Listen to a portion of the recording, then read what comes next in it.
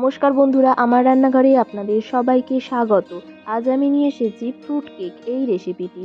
চলুন দেখে নেওয়া যাক আজকে আমার এই রেসিপি।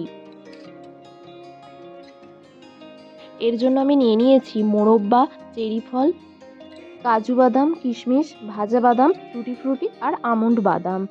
আপনারা চাইলে আরও কিছু ড্রাই ফ্রুটস দিয়ে দিতে পারেন। এরপর অন্য একটা পাত্রে নিয়ে নিচ্ছি একটা ডিম, যেটাকে আমি একটু ফেটিয়ে নেব। তারপর দিয়ে দেব 1 কাপ ময়দা, 1 কাপ চিনি। দুধটা পরিমাণ মতো দিতে হবে। দেখতে হবে ব্যাটারটা যেন খুব বেশি পাতলা বা খুব বেশি ঘন না হয়ে যায়, সেই মতো দুধটা দেব। আমি ভালো করে মিশ্রণটা তৈরি করে নেব। এটা যত ভালোভাবে ফেটানো হবে আমার কেকটাও তত নরম হবে। এরপর এর মধ্যে দিয়ে দেব 1 কাপ সাদা তেল, নাড়াচাড়া করে নেব।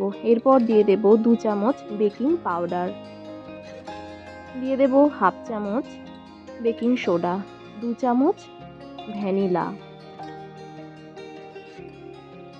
এরপর সব উপকরণগুলো ভালো করে মাখিয়ে নেব।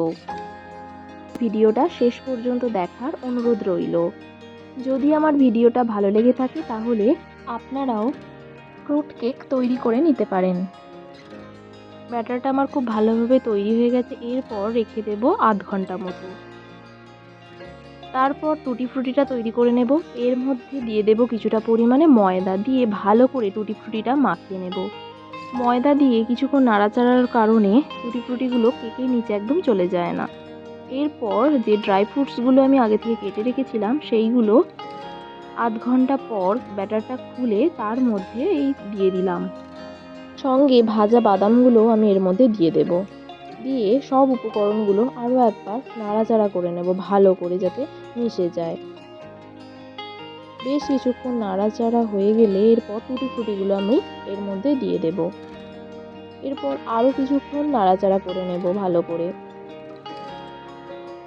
এটা যত বেশি ভালোভাবে ফেটানো হবে তত ভালো কেকটা নরম হবে।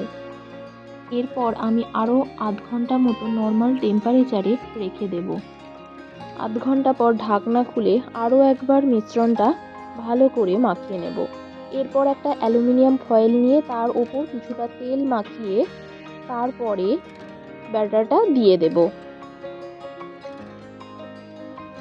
আমার এই ব্যাটারটা থেকে 2টো কেক তৈরি হবে। এরপর ওপর থেকে কিছুটা কাজু বাদাম আর চেরি দিয়ে কেকটা সাজিয়ে নেব।